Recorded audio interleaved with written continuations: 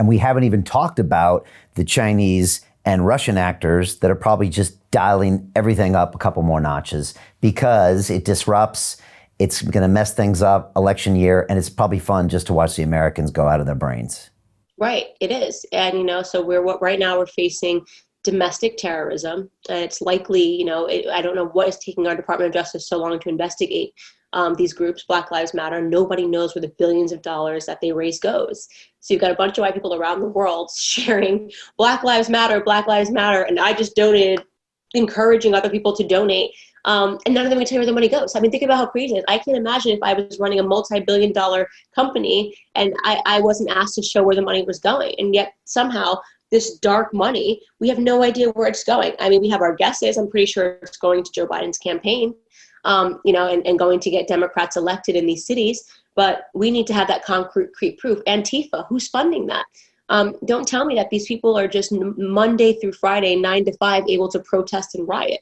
I've seen Antifa in action. They are incredibly organized. I think in the news today, actually, in the Daily Mail, they showed that the U-Haul showed up filled with supplies for Antifa.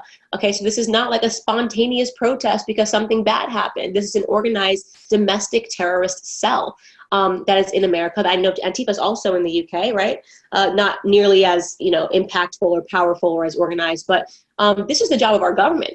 This needs to be investigated. They all should be in prison. And I think one of the things that we can immediately do is just put more severe punishment on certain acts. Like I thought it was great when Trump, I think it was like a mandatory 10 years if you tear down statues, right? Great.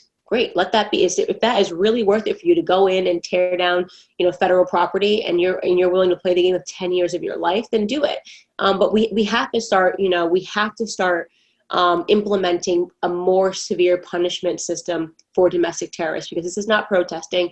You have a right to protest. You should always have a right to free speech. You should always be able to go outside and say what you believe, but you do not have the right to throw Molotov cocktails into police cruisers. You do not have the right to burn down ICE facilities. You do not have any of those rights. And to be able to get away with it over and over again, like we're seeing in Portland and Seattle, that to me is it's unfathomable.